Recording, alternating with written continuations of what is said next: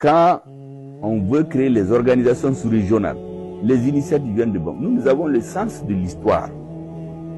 Parce que tous ces pays de la sous-région sont des entités qui émanent de l'éclatement des grands empires comme le Ghana, le Mali, l'empire Songhai.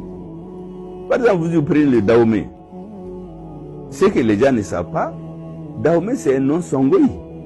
Dahomey, ça veut dire en Songhai, ça veut dire là où la limite de la terre.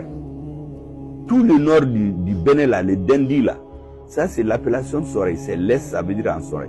Le Burkina, quand vous prenez par exemple le mot Burkina, c'est un mot cette morée, mais c'est un mot Songhai. Burkina, ça veut dire un nom intègre en Songhai.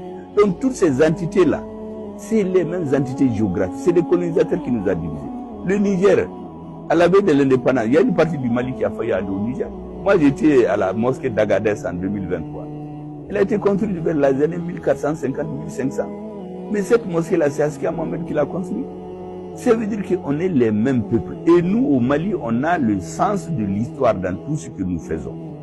C'est pourquoi nous patientons, nous observons, mais il y a des limites. On n'accepte pas qu'on nous marche sur les pieds ou qu'on traite les pays africains comme des manqueries. Il y a un éveil de conscience auquel le gouvernement malien s'est dédié. Et nos frères se sont ajoutés à nous.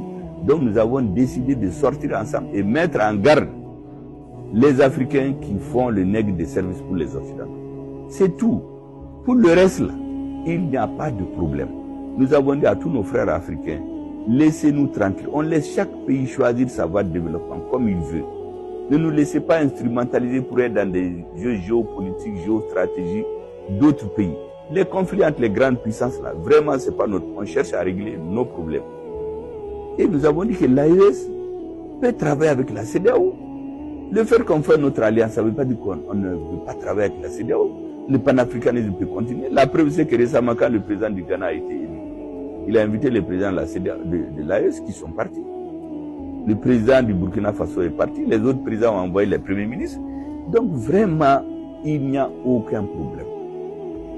Ceux qui sont en train de dire, ah oui, si on sort de la CEDEAO, on va être ceci, on va être cela. Mais on existait avant la CEDEAO. Il n'y aura aucun problème. Maintenant, on veut faire peur aux gens comme si c'est la fin du monde. Il y aura des difficultés, mais c'est dans les difficultés qu'une nation se forge.